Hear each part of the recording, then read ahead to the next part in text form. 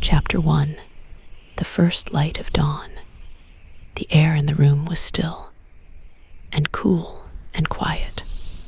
It was a gentle quiet, a soft and breathing quiet. Elpie slept on a simple pallet near the window. Her bed was not grand. It was a simple frame strung with leather cords, but it was soft and warm, with layers of woolen blankets and a pillow stuffed with dried herbs. She slept deeply in the women's quarters of the palace. The room was shared with other maidens, other weavers, other helpers. Their soft breaths made a quiet rhythm in the dark. It was a peaceful sound, a sound of rest. Outside the window, the world was darkest blue. The stars were fading, one by one. The moon was a thin silver sliver, low in the sky. A gentle breeze stirred the linen curtain. It carried the scent of the sea and of damp earth from the evening's watering. It was a clean scent, a fresh scent. Elpie's began to stir. She did not wake with a start, but with a slow and gentle turning. Her eyelids fluttered like the wings of a moth. She felt the rough texture of her wool blanket beneath her fingertips. She heard the first tentative chirp of a sparrow. It was a small sound, a questioning sound. Then another bird answered from the cypress tree. The world was beginning to wake up.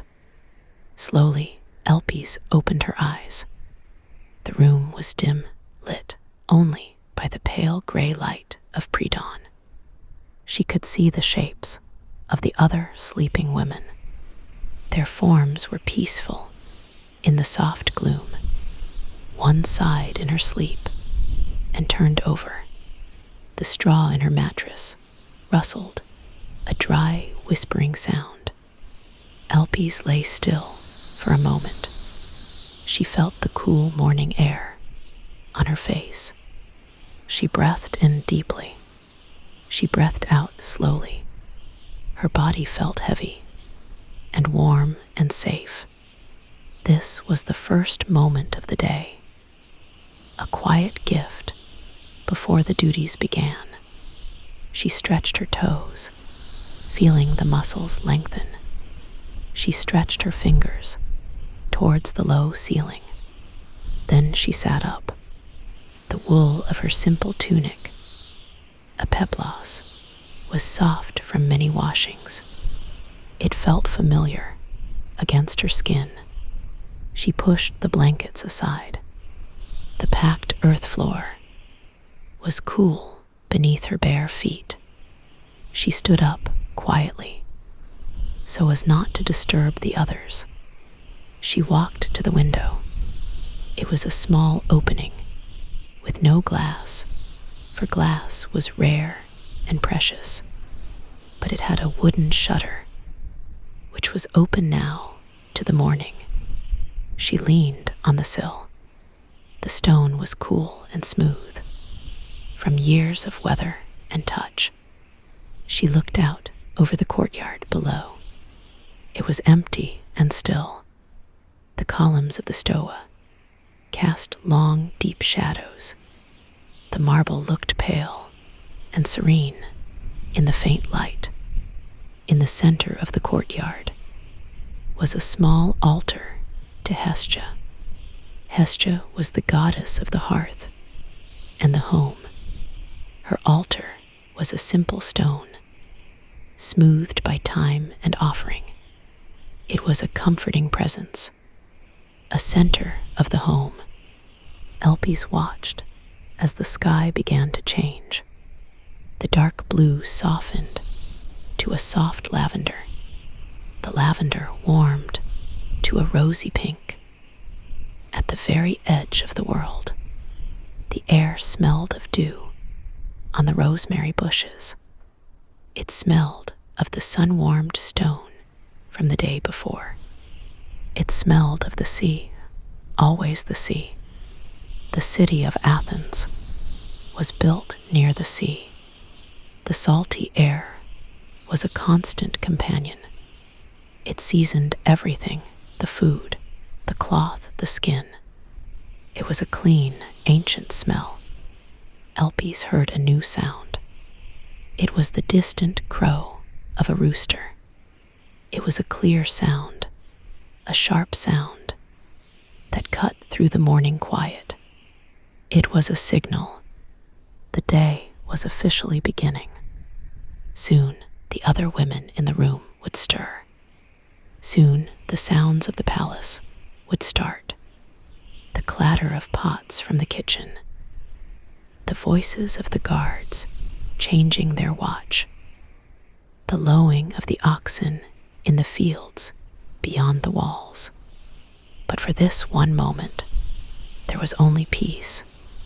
There was only the soft, growing light.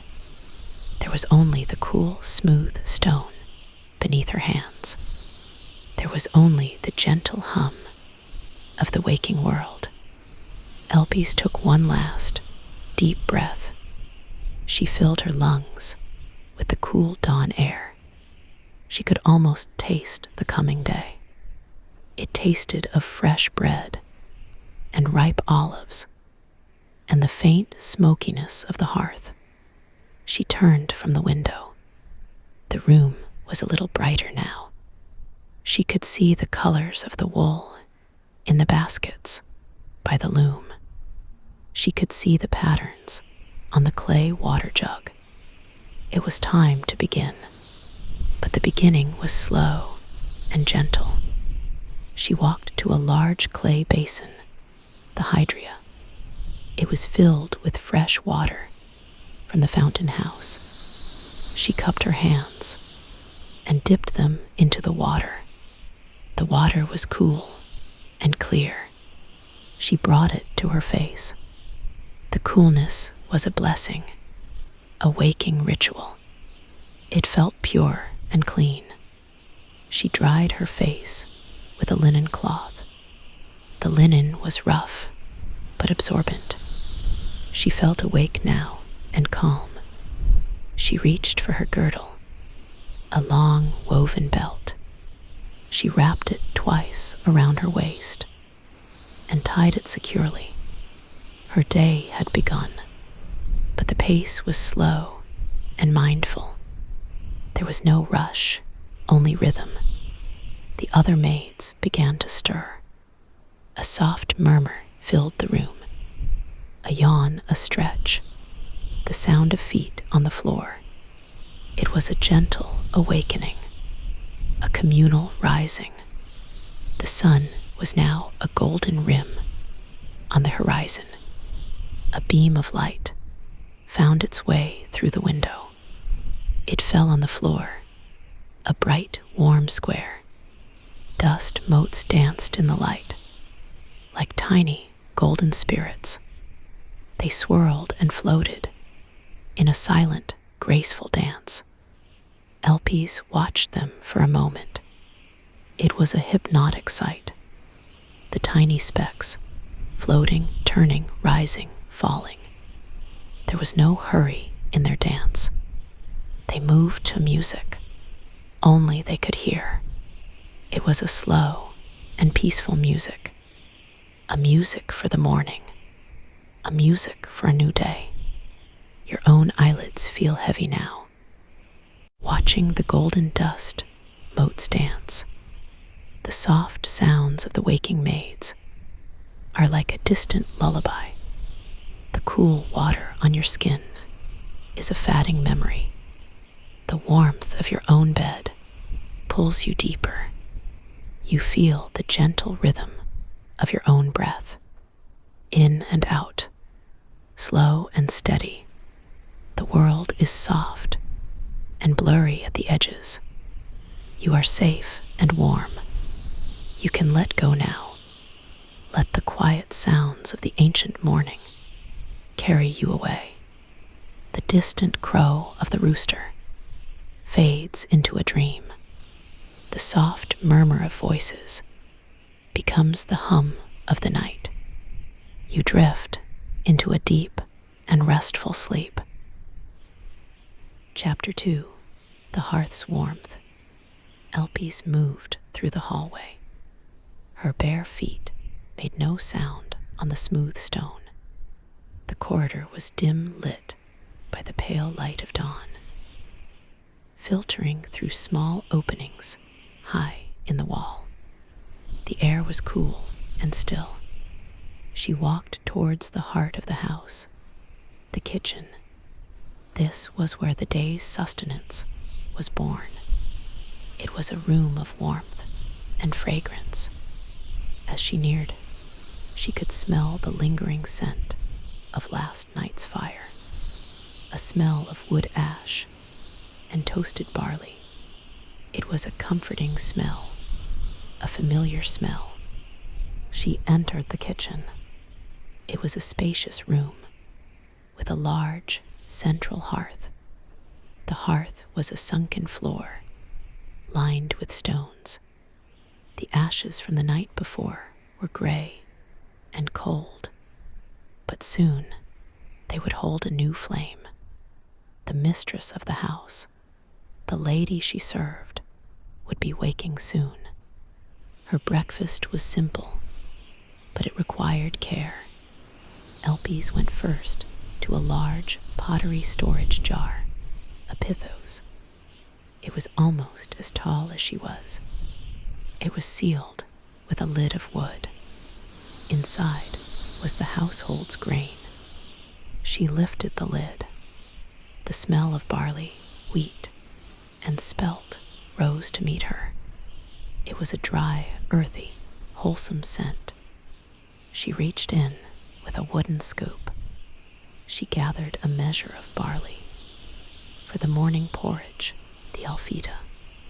Barley was the staple grain of ancient Greece. It was hardy. It grew in the rocky soil.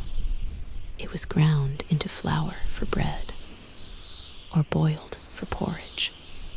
It was the food of heroes and of everyday people. She poured the pearly grains into a bronze strainer. She carried them to a second hydria, this one for cooking. She rinsed the barley, watching the water run clear. The sound of the water was a soft, splashing rhythm. Next, she needed water for the pot. She lifted a clay jug, an oinocho. It was graceful, with one handle. She carried it to the inner courtyard, where the household's water supply was kept. There was a large basin, filled from the public fountain earlier that morning. She dipped her jug into the cool, clear water. It was heavy when full. She carried it back with both hands, feeling the weight. The water sloshed gently inside the pot. It was a soft, watery music. Back in the kitchen, she poured the water over the barley in the cooking pot. The pot was made of coarse clay, blackened from many fires. She placed it on a metal tripod over the hearth. Now for the fire. She took a piece of dried kindling and some charcoal. She used a fire steel, a small metal tool. She struck it, and a spark flew. It was a tiny, bright, fleeting star. It landed on the tinder and glowed. She bent down and blew on it softly. Her breath was gentle and steady. A tiny flame was born. It was small and orange and dancing. It licked at the kindling. It grew. She added more sticks, and then a small log of olive wood. Olive wood burned with a sweet, fragrant smoke. It was a sacred tree, a gift from the goddess Athena. Its wood was precious. The fire crackled to life. Its warmth began to fill the cool room. Elpies held her hands out to the flames. The heat was a welcome comfort. It warmed her fingers, her face. The light from the fire danced on the walls. It painted moving shadows of pots and tools. It was a lively, warm light. She sat back on her heels and watched the pot. She listened to the sound of the fire, a soft, crackling, popping sound. It was a primal sound, a comforting sound. Humans had gathered around fires like this for thousands of years. It was a center, a home. Soon the water in the pot began to simmer. A soft steam rose from it. It carried the simple, clean scent of cooking barley. It was not a strong smell, but a gentle one, a wholesome one. While the porridge cooked, she prepared the other things. She went to a small wooden shelf. There were clay bowls and cups. There was a small jar of honey, thick and golden. Honey was the only sweetener, a gift from the bees. It was gathered from hives in the hills, flavored with thyme and wildflowers. She took a small pottery dish and poured in some rich green olive oil. Olive oil was life in ancient Greece. It was used for cooking, for lighting lamps, for cleaning the skin. It was a gift from the gods. Its smell was fruity and rich. She also took a few dried figs from a woven basket. Figs were a sweet treasure, dried in the summer sun to last through the year. They were wrinkled and chewy and full of concentrated sweetness. They were the food of philosophers and poets. She arranged these things on a wooden tray: a small bowl of barley porridge, a smaller dish of golden honey, a little cup of green olive oil, 3 dried figs on a leaf. It was a simple meal, but balanced and good. The porridge was bubbling softly now. She stirred it with a wooden spoon. The grains had swollen and softened. The water had become a cloudy, nutritious broth. It was ready. She ladled a portion into a small terracotta bowl. The bowl was warm in her hands. She drizzled a little honey over the top. The golden honey pooled and sank into the hot porridge. She added a drop of the rich olive oil. The smells mingled together: the earthy barley, the floral honey, the fruity oil. It was the smell of a Greek morning, a smell of simplicity and nourishment. She placed the bowl on the tray. She lifted the tray. It was not heavy. She carried it out of the kitchen and back through the quiet halls. The fire continued to crackle softly behind her.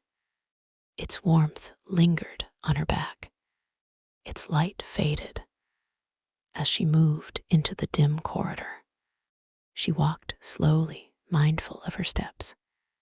The tray was steady in her hands. The smell of the honey and the warm porridge traveled with her. It was a gentle, promising smell, a smell of care and of a new day beginning. The sounds of the kitchen faded away. Now there was only the quiet of the hallway and the soft, rhythmic sound of her own breathing and the warmth of the bowl seeping into her hands. A deep sense of calm fills you now. The crackle of the fire is a distant memory. The scent of honey and olive oil is a faint perfume in the air. Your own body feels heavy and warm like the clay bowl. Your breathing is slow like the simmering porridge. There is no task to complete. There is only rest. The gentle rhythm of the footsteps is a lullaby. The dim light of the hallway is a soft blanket for your eyes. You can let go of the day. You can release all thought. Just feel the warmth. Just hear the quiet. Your eyelids are so heavy now. They close on a slow blink and do not open. The world is soft and dark and peaceful. You drift into a deep and nourishing sleep. Chapter 3. The Rhythm of the Loom. The lady's room was quiet. The tray had been received with a soft nod. The morning light was stronger now. It streamed through the open doorway into the courtyard. Elpise's next duty was with the other maidens in the weaving room. Weaving was the work of women. It was a rhythm, a meditation. It was the creation of cloth from simple threads. She entered the room. It was a bright space with whitewashed walls. The main feature was the large, upright loom. It was made of wood and stood against the wall. The vertical threads, the warp, hung taut from the top beam. They were a creamy white, made of carded wool. They were like the strings of a giant, silent harp. Several other young women were already there. They sat on low stools around the loom. Their hands moved with practiced ease. They did not speak, but there was a feeling of shared purpose. The only sounds were the soft rustle of wool and the gentle clack, clack of the tools. Elpise took her place. Her task today was to card the wool, to prepare it for spinning. A basket of raw fleece sat beside her. It was wool from the sheep that grazed on the hillsides. It smelled faintly of the animal and of the land. It was a warm, organic smell. She took a handful of the fleece. It was tangled and matted. She picked up 2 wooden paddles. The paddles had small, wire teeth. These were the cards. She placed a tuft of wool on one card. Then she brushed the other card against it, over and over. The teeth combed through the wool. They pulled the fibers and straightened them. They separated the locks. The sound was a soft, scraping, brushing sound. Swish, swish, swish. It was a repetitive sound, a soothing sound. As she worked, the tangled mass began to change. It became a light and fluffy cloud. The fibers all lay in the same direction.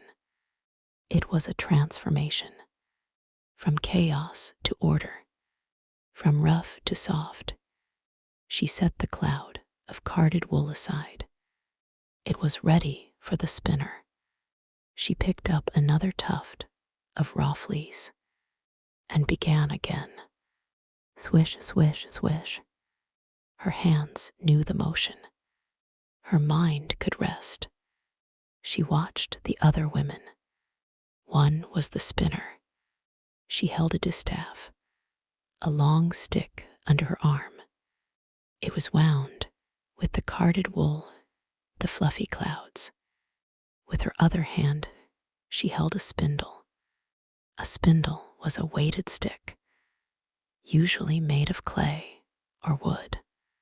It was a simple tool, but a magical one. The spinner pinched some wool from the distaff. She attached it to the spindle.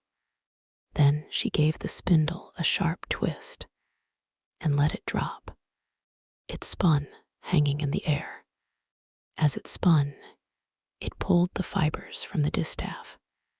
It twisted them tightly into a strong, continuous thread. The whirling spindle made a soft, humming sound. It was a low, meditative drone. The thread grew longer and longer. When it was almost touching the floor, the spinner would stop. She would wind the new thread around the spindle. Then she would begin again. Twist and drop and spin. It was a dance of fingers and gravity, a dance that created yarn. Another woman was the weaver. She sat before the loom. She had a long wooden shuttle. The shuttle was filled with the spun thread, the weft thread. She passed the shuttle through the shed.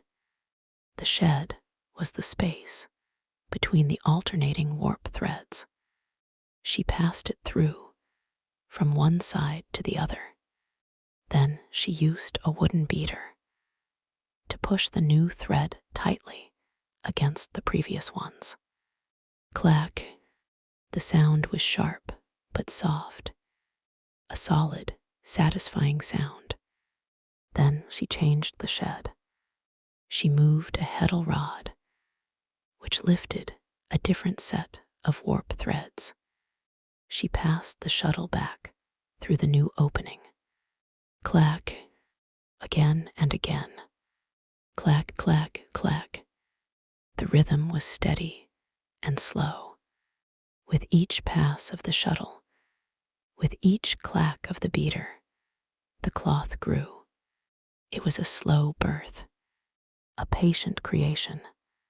The pattern was a simple one today, a plain weave, but the wool had been dyed.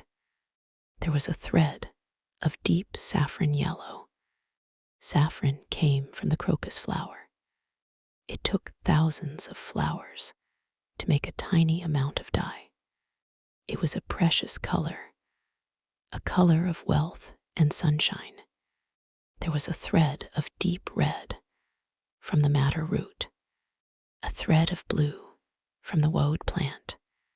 The colors crossed each other, over and under. They created a soft, striped pattern. It was beautiful in its simplicity. Elpis watched the cloth grow. She listened to the sounds, the swish of her carding, the hum of the spindle, the clack of the loom. These were the sounds of ancient life, the sounds of creation. There was no hurry, only the slow, sure rhythm of the work.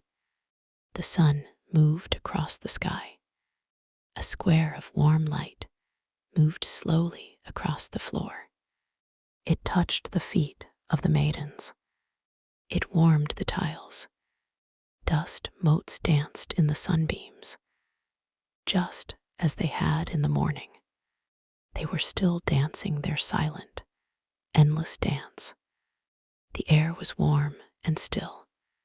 It smelled of wool and of the women themselves, a clean human smell. It smelled of the olive oil they used to smooth their hands. It was a peaceful, productive atmosphere, a feeling of shared work, a feeling of creating something useful and beautiful, something that would become a tunic, a blanket, a gift. The rhythm of the work is a gentle pulse. The swish and the hum and the clack, they blend together into a single soothing sound. It is the sound of patience, the sound of time passing gently.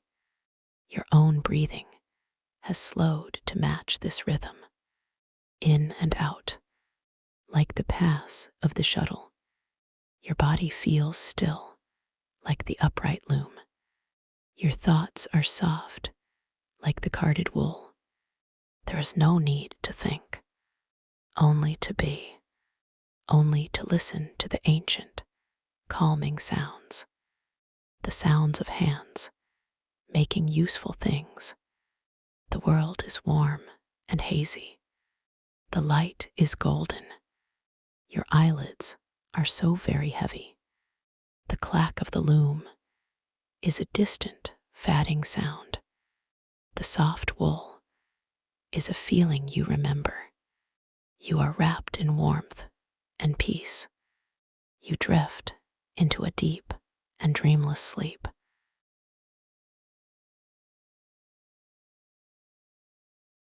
Chapter 4. The Sun-Drenched Garden. The sun was high now, the intense light of a Greek midday. The weaving was set aside.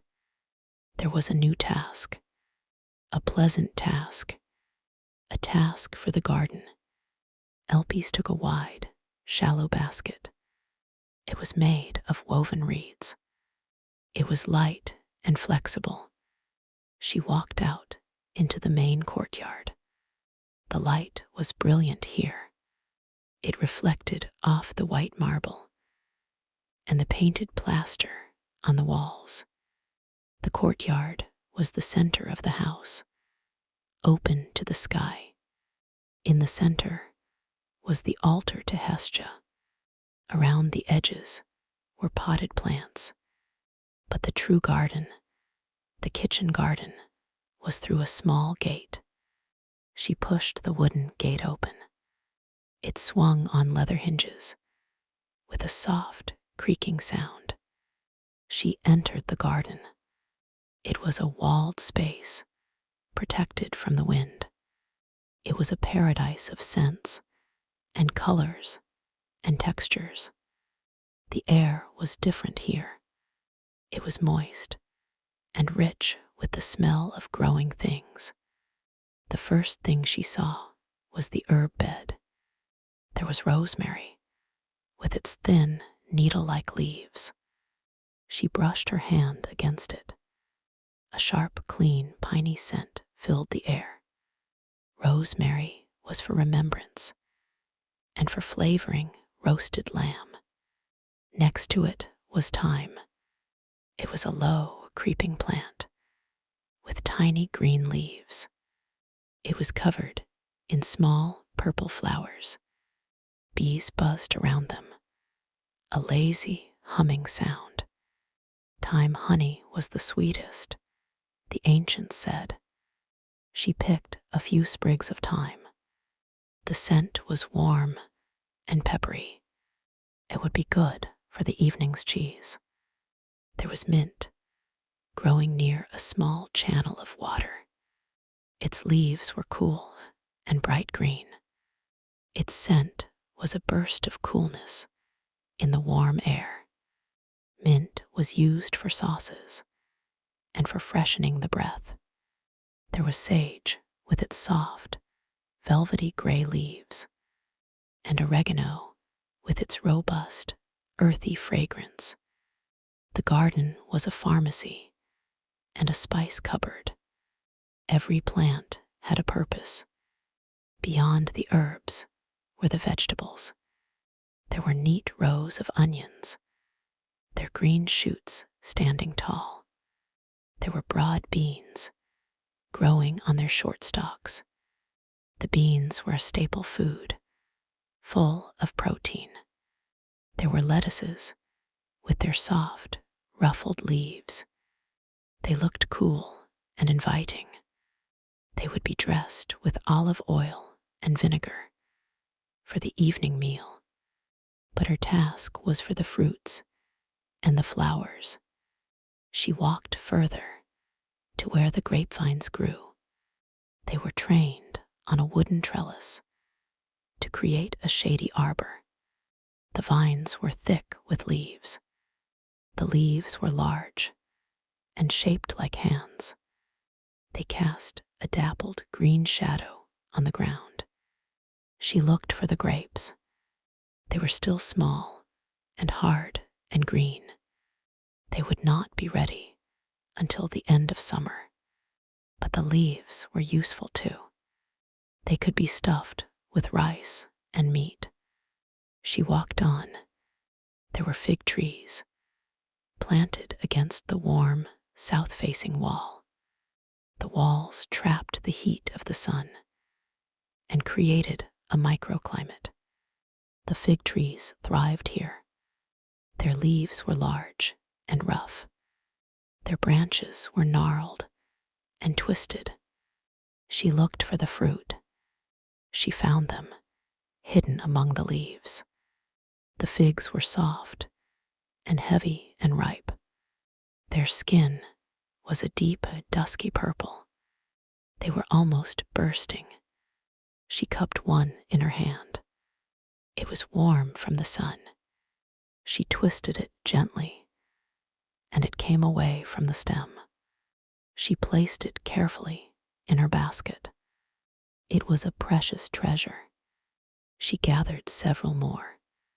Their sweet, honeyed scent rose from the basket. Next were the pomegranates. The tree was smaller, with glossy green leaves. The fruits hung like heavy, crimson ornaments. They were crowned with a sturdy calyx, like a little crown. They were not quite ripe. Their skin was tough and leathery, but they were beautiful to look at, a symbol of abundance and of the underworld. She did not pick them today. She simply admired their bold color. Now for the flowers. There was a section of the garden just for beauty, for the altars and for the hair. There were lilies, tall and elegant. Their petals were a pure, brilliant white. They were speckled with tiny, dark freckles. Their scent was strong and sweet and intoxicating. It was a perfume that filled the whole area. She cut a few stems with a small bronze knife. The stems were thick and green. Sap oozed from the cut. She laid them gently in the basket, next to the warm figs. There were violets growing in a shady corner. They were small and shy. Their purple faces looked up from heart-shaped leaves. Their scent was subtle and sweet. She picked a handful to scatter on the table, and there were roses. The roses of ancient Greece were not like the modern ones. They had fewer petals, but their scent was wilder and more potent. It was a true rosy scent, a scent of love and of Aphrodite. She cut a few blooms. Their petals were soft, like the finest silk. She placed them in the basket. Now her basket was full. It was a tapestry of scent and color. The deep purple of the figs, the brilliant white of the lilies, the shy purple of the violets, the blushing pink of the roses, the fresh green of the herbs, and the smells, the honeyed fig, the intoxicating lily, the subtle violet, the wild rose, the sharp rosemary, the peppery thyme. All these scents mingled together in the warm, still air. It was a symphony for the nose. Elpis stood for a moment in the center of the garden. The sun was warm on her head. The bees hummed. A lizard darted across the warm stone of the wall. It was a moment of pure, simple beauty, a moment of connection to the earth, to the growing things. She lifted the heavy, fragrant basket. She held it close, and she walked slowly back towards the house. The scents travel with you, on the gentle breeze. The sweet fig, the wild rose, the clean rosemary, they are a perfume of peace. The warmth of the sun is a soft blanket on your skin. The humming of the bees is a drowsy, distant song. Your body feels heavy, like the ripe fruit. Your mind is full of beautiful, fatting colors. Purple, white, pink, green. They blend together into a soft haze. There is no need to move, only to breathe in the scents, only to feel the warmth. The garden is a dream now, a beautiful, scented dream. Your eyelids are so heavy. They close on this vision of flowers. The world is soft and fragrant and warm. You are safe in this garden of the mind. You drift into a deep and peaceful sleep. Chapter 5. The Dance of the Evening Stars. The day was softening. The fierce heat of the afternoon had passed. The sun was low in the sky, a great golden orb. It cast long, stretched-out shadows. The light was no longer white and sharp. It was golden and honey-colored. It made everything look beautiful and dreamlike. The evening meal was over. The dishes had been cleared. The hearth fire was banked for the night. There was a quiet peace settling over the palace.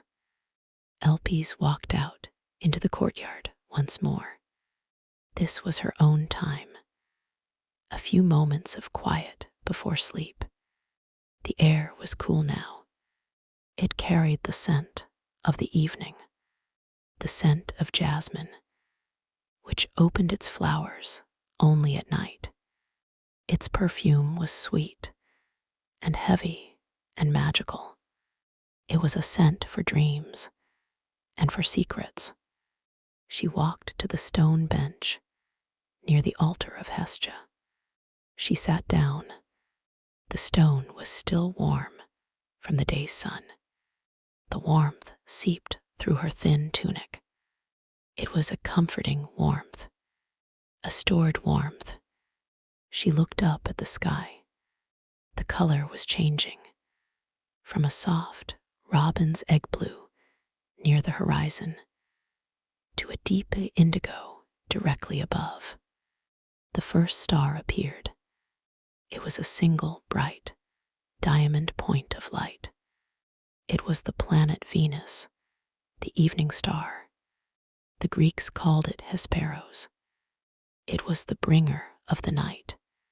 She watched as the sky darkened. More stars appeared.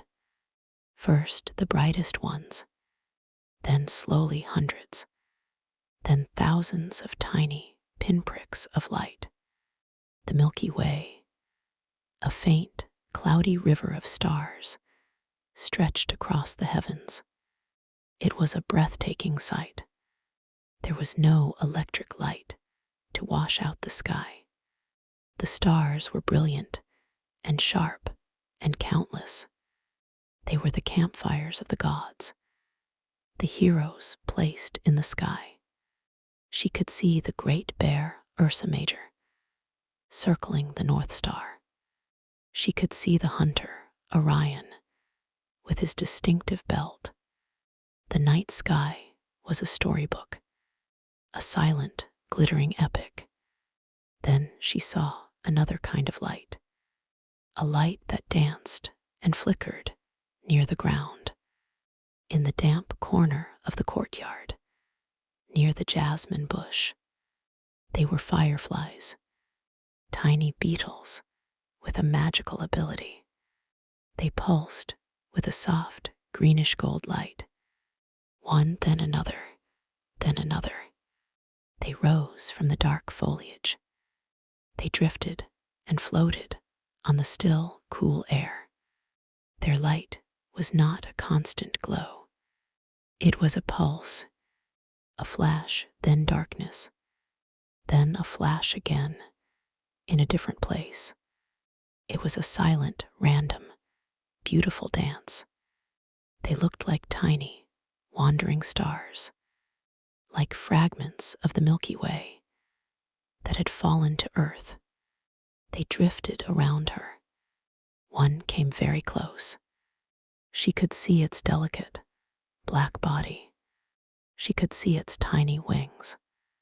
It hovered for a moment and flashed its light right before her eyes. It was a message, in a code only they understood, a code of light and of love. Then it drifted away, joining the others in their slow, meandering dance. Elpis watched them. She did not move. She barely breathed. The sight was so peaceful, so hypnotic.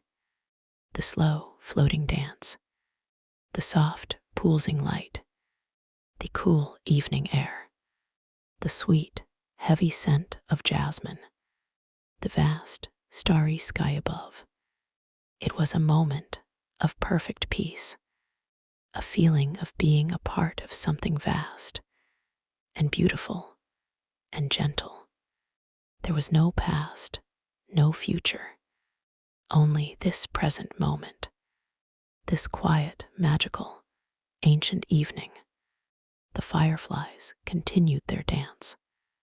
Their light was a soft, silent lullaby, a lullaby written in flashes of gold. The stars twinkled, far, far above. They were a constant, steady presence. The world was settling down to sleep. The sounds of the day were gone. Now there was only the soft, almost silent hum of the night. A deep sense of calm fills your entire being. The dance of the fireflies is behind your eyes. Their soft, pulsing light is the rhythm of your heart. Slow and steady, the scent of jasmine is a gentle perfume on your pillow. The vast, starry sky is a soft blanket over you. You are safe. You are warm. You are deeply, deeply peaceful. Your breathing is slow. Your body is heavy. The day is over. All duties are done. There is only rest. There is only this beautiful, starlit night. Let the fireflies carry your thoughts away. Let the stars watch over you. Your eyelids are so heavy. They close on this beautiful scene. The world fades to soft, pulsing light and the scent of flowers. You drift into a deep and dreamless and restorative sleep.